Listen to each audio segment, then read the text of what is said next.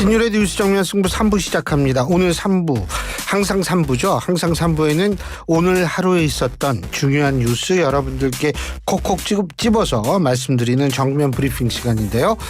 오늘도 김영민 아나운서 함께하겠습니다. 어서 오십시오. 네, 안녕하세요. 하도 정말 어선하고 힘들고 사실 이 얘기를 계속 해야 되는 저도 그렇고 우리 청취자 여러분도 그렇고 엄청 힘듭니다. 이게 정상화라는 게 하루빨리 정상화라는 것이 어느 정도의 이 미래의 수습이 보여야 하는데 유감스럽게 지금 어떻게 수습할지를 보이지가 않기 때문에 이게 지금 문제가 되는데 집권 여당으로서의 좀 참다운 모습을 보여줬으면 좋겠다는 생각이에요. 예. 자, 우선 오늘 첫 번째 소식으로 윤상현 의원의 발언이 논란이 되고 있는데 지금 YTN 좀 아까 이 윤상현 의원의 발언 논란을 또 잠깐 소개했는데요. 일단 발언 내용부터 말씀해 주시죠. 네, 일단 발언 최대한 그대로 전해드리도록 하겠습니다. 윤상현 의원이 이제 배승희 변호사 개인 유튜브 방송에 출연해서 한 발언입니다. 김재섭 의원이 형 따라가는데 자기 지역에서 엄청나게 욕먹는다. 형 어떻게 해야 돼? 야, 재섭아, 나도 박 대통령 탄핵 앞장서 반대했다. 끝까지 갔어. 그때 나 욕 많이 했어. 나 욕 많이 먹었어. 근데 1년 후에는 야, 윤상현 의리 있어 좋아. 그 다음에 무소속 가도 다 찍어주더라. 너 봐라, 내가 무소속 가도 살아온다. 그래서 지금 당장 그럴 수 있다. 그러나 내일 모레 1년 후에 국민은 또 달라져. 우리가 어떻게 하기 나름이야. 그래서 대통령, 그래 우리가 모셔와서 썼잖냐. 그래서 지금 손절하고 용도 폐기하고 버리고 이런 정치는 비겁한 정치야. 이분 나름대로의 충정도 있고 그런 게 잘못한 건 사법적인 심판 대상으로서 수사받고 하겠다는 거고 정치하겠다는 거에 대해선 우리가 중지를 모아나가면 돼. 그래서 이분이 명예롭게 이 상황을 탈출할 수 있게끔 도와주는 거 그게 우리 의원들의 몫이야. 그게 최소한의 예의다. 이런 발언을 했습니다. 이게 지금 윤상현 의원 발언이 지금 각 언론에 다 보도가 되니까 언론에 좀 유감을 표명을 한 거죠? 네, 맞습니다. 국회에서 기자들과 만나서 이 발언의 전체적인 맥락을 보면 이 논란이 되는 것이 아니라는 걸 잘 알 거다. 침소봉대하고 왜곡된 거다. 그래서 언론에 강한 유감을 표한다라고 답했습니다. 그리고 지금 같이 이름이 언급돼서 같이 논란이 되고 있는 김재섭 의원을 향해서는 정말 미안하게 생각한다라고 사과하기도 했는데요. 재차 소셜미디어 글을 다시금 올렸습니다. 진심 어린 정치 행보가 결국 국민에게 받아들여질 수 있다라는 점을 설명했던 거라면서 당장의 비판을 면하기 위해서 쉬운 선택을 하기보다 어렵고 힘들어도 진정성을 갖고 대한민국의 체제 또 후손들을 위해서 나라의 미래를 내다보면서 노력하자는 취지의 발언이었다. 이렇게 설명했습니다. 그러니까 진심 어린 정치 행보가 결국 국민에게 받아들여질 수 있다는 점을 설명했던 것이다. 이런 얘기인데 김재섭 의원은 뭐래요?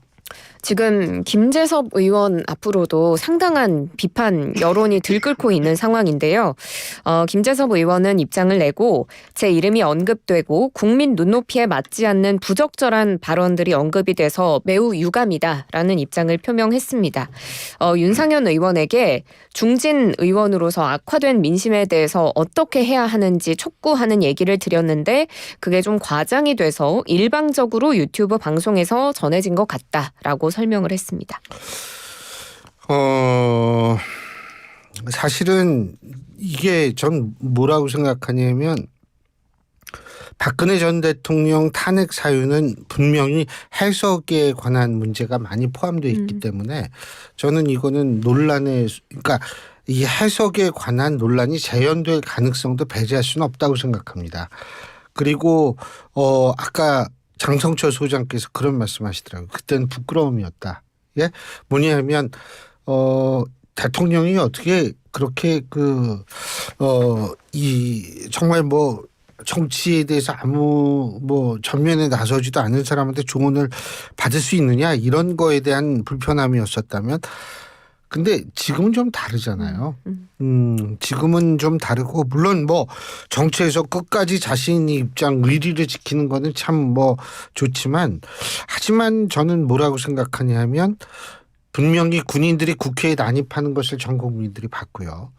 그리고 선관위에 군이 투입되는 것을 봤고요.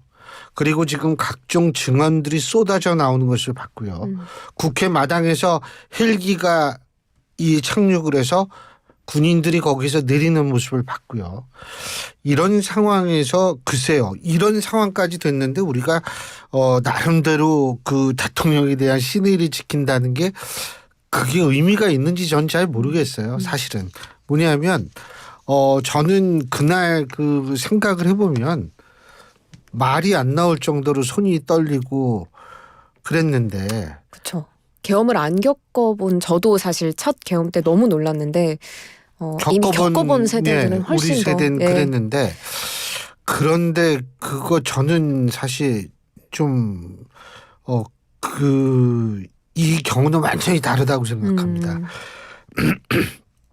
물론 이제 수사를 해봐야 알겠지만 그 수사 결과를 봐야지 우리가 뭐 알 수 있겠지만 하지만 국민 눈에 비춰진 그 수많은 모습들은 이미 국민 머릿속에 내란이라고 새겨질 수밖에 없어요. 그렇기 때문에 뭐 수사 결과가 아니다 뭐 그러면 아닌가 보다 뭐 우리가 그렇게 받아들여야겠지만 사람의 기억과 이미지 기억보다도 그 이미지는 바뀌지 않습니다. 네. 어쩌다가 이런 일을 이런 세상에 살게 됐는지 저도 참 여러 가지로 반성도 많이 하게 되고 참 기가 막힙니다. 예.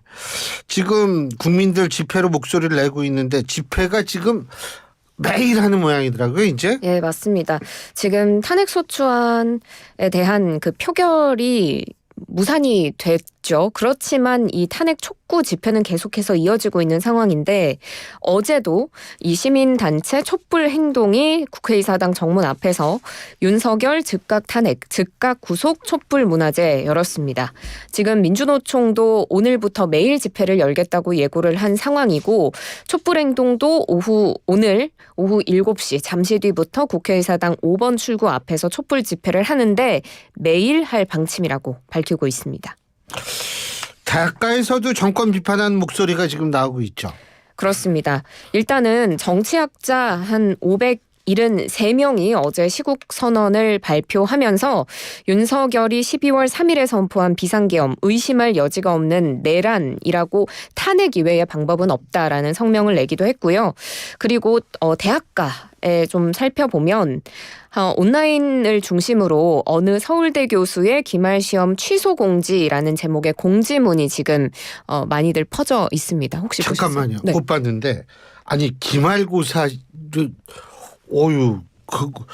이러면 안 되는데. 교수님으로서 어떻게 생각하십니까? 이거 왜냐하면 중간고사는 임의 시험이에요. 네. 그래서 중간고사는 사실상 교수가 보고 싶은 때 볼 수가 있어요. 교육부 법령상. 근데 기말고사는 의무입니다. 이거는. 근데 이분 이거 그 엄청나네. 구체적으로 어떻게 취소했는지를 좀 보면 예. 이 교수가 학생들에게 보낸 공지에서 기말 지필 시험을 취소한다고 했고요. 대신에 기말 보고서를 제출하는 것으로 평가 방식을 변경한다고 했습니다. 왜냐하면 지금 일상의 평화가 위태로워진 시기에 마치 강의실 밖에 아무 일도 없는 것처럼 책상 앞에 앉아서 정해진 답을 작성하고 그런 장면이 떠올릴수록 괴이하게 느껴지기 때문이다라고 이유를 덧붙였는데요.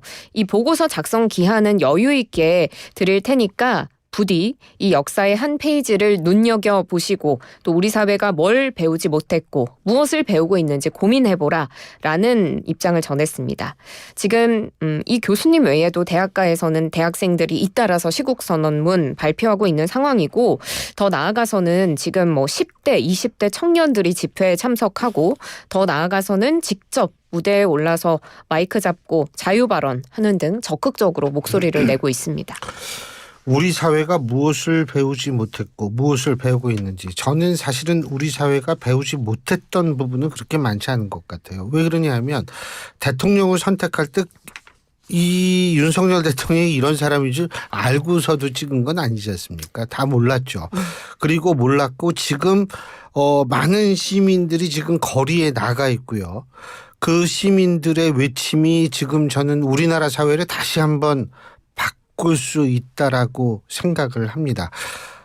지금 바꿀 수 있다라고 생각하고 아니 지금의 상황을 끝내고 지금의 상황을 나름대로 또 하나의 중요한 역사의 교훈의 장으로 만들 수 있는 바로 그 존재가 전 시민들이라고 생각하기 때문에 배우지 못했다라는 것이 아니라 저는 우리 사회가 충분히 잘하고 있다라는 생각이 듭니다. 근데 그 영화 택시 운전사에서 독일 기자로 출연했던 배우, 이 독일 사람으로 알고 있는데. 네, 맞습니다. 예. 이분도 이번 사태에 대해서 입장을 밝혔어요? 네, 맞습니다. 이 택시 운전사 2016년에 개봉한 영화고 5.18 민주화 운동에 대한 내용을 다루고 있죠. 여기서 이 민주화 운동의 진실을 알리려는 독일 기자 위르겐 한스페터를 연기했던 이 배우 토마스 크레취만이라는 배우가 자신의 소셜미디어에 한 글을 올립니다. 이 택시 운전사 영화 촬영 세트장 사진을 올리면서 한국의 과거를 다룬 영화다.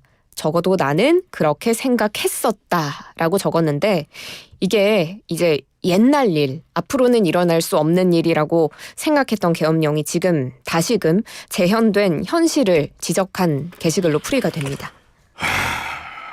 이게 참 부끄럽죠. 특정한 사람이 나라 국민들이 이렇게 부끄럽게 느끼게끔 만든다는 사실 자체가 굉장히 한탄스럽습니다. 예. 근데 진짜 아직도 모르겠어요. 도대체 무슨 생각을 했는지. 지금 우리나라 외교도 굉장히 어렵잖아요. 지금 오기로 한 국가 원수나 이런 분들이 계속 방안을 취소하고 있잖아요. 네, 맞습니다. 뭐 외교는 물론이고 경제까지도 타격이 불가피한 상황인데 키르기스스탄 공화국의 사디르 자파로프 대통령 원래 지난 4일에 경남 사천에 있는 한국 항공우주산업에 방문을 하려고 했는데 이 일정을 전격 취소하는 일이 있었고요. 그리고 울프 크리스테르손 스웨덴 총리 방한 일정 역시도 취소가 됐습니다. 원래 스웨덴 총리는 한국 기업과 비공개 면담을 하기로 됐는데 이 방한 일정이 취소되면서 면담도 같이 무산이 됐습니다. 지금 이 한덕수 국무총리와 스웨덴 총리가 한국과 방위산업 분야에 대해서 협력 방안을 모색하면 좋겠다 이런 의지를 드러냈었던 만큼 국내 방산기업들은 수출에 대한 기대감이 좀 있었던 상황이었거든요. 그래서 지금 뭐 K방산 수출길에 먹구름이 드리웠다 이런 우려의 목소리가 나오고 있고요. 그에 앞서서 또 미국의 로이드 오스틴 국방장관도 일본 방문 일정 때 한국 방문까지 같이 추진을 한 것으로 알려졌으나 이 계엄 선포 이후로 방문하지 않기로 결정을 했습니다. 오스틴 장관의 방일 전용기 내의 브리핑에서 미 국방부 고위 당국자는 한미 동맹 철통 같고 한반도 평화와 안보를 위해서 최선을 다하고 있으며 양국 국민 어깨를 나란히 하고 있다라고 지금 우리나라의 세태에 관심을 기울이고 있음을 나타내기도 했습니다. 그 일본 총리도 셔틀 외교의 일환으로 만날까 생각을 했는데 안 만나고 인도네시아로 간 모양이더라고요. 네네. 근데 이런 생각을 못했는지 전 진짜 궁금해요. 아니면 딴 생각이 너무 커가지고 이런 생각이 아예 나타나질 않았는지 그거 모르겠는데 지금 우리나라가 여행 기피국이 되는 거 아니냐 이런 우려 목소리가 나오고 있지 않습니까? 그 K컬처, K드라마 때문에 굉장히 많은 외국인들이 우리나라 왔는데 지금 명동에요. 5분의 1밖에 안 된대요. 평소에. 정말요? 네. 사실 아이고, 뭐 참, K 드라마, K 팝, 뭐 더 나가서 K 푸드, K 해서 K 웨이브라는 단어가 생길 정도로 사실 아파트도 마찬가지죠. 그렇죠. 한류 붐이 정점에 일고 있는 상황이었는데 지금 여행업계, 호텔업계 비상계엄 사태 이후에 이 숙박이나 여행에 대한 취소 여부를 물어보는 보는 고객들이 몰리면서 비상 사태를 맞이했다고 합니다. 여행을 갈지를 고민하는 사람들 중에 이번 사태 때문에 여행을 포기하는 사람들이 나올 수 있을 것으로 우려된다라고 여행업계 관계자는 전했고요. 그리고 블룸버그 인텔리전스가 보고서를 통해서 밝힌 내용을 보면 내년 1분기에 한국을 방문할 중국인 관광객이 작년 동기 대비해서 20% 가까이 감소할 수 있다라고 예상을 했습니다. 아무래도 지금 정치적인 상황 때문인 것으로 분석이 되고요. 그리고 문화체육관광부가 오늘 한일 관광 비즈니스 포럼을 개최했는데 여기에서도 지금 유인촌 문체부 장관이 지금 외국인 관광객들의 불안감이 굉장히 높아지는 걸 우려해서 한국은 여행하기에 안전한 곳이다. 이런 이야기를 계속해서 강조했다고 합니다. 아니 그거 강조한다고 그게 되는 문제예요. 본인이 느껴야 되는 건데.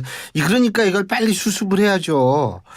이게 내수도 진짜 걱정이잖아요. 이게 지금 연말인데 이거 회식도 다 취소하고 그런다는 거 아니에요 지금? 네, 맞습니다. 지금 조선일보 기사 참고해서 말씀을 드리면 광화문에서 호프집 운영하는 자영업자는 연말 대목을 다 망쳤다라면서 예약이 수십 건이 모조리 취소된 이야기를 전해줬고요. 뭐 지금 그쪽 정부 청사 뭐 인근 식당가 쪽에서는 예약 취소 전화 빗발친다고 합니다. 관광객도 거의 없다라는 이야기도 전해졌고 사실 이런 연말 홀리데이 시즌이라고 하죠. 이 크리스마스 시즌은 백화점 업계의 또 특수를 맞이할 수 그렇죠. 있는 기간이기도 한데 소비 심리가 더 위축이 되면서 백화점 업계도 고전이 예상되고 있고 상황이 어떻게 될지 몰라서 노심초사하고 있는 게 사실이다라고 업계 관계자가 전했습니다.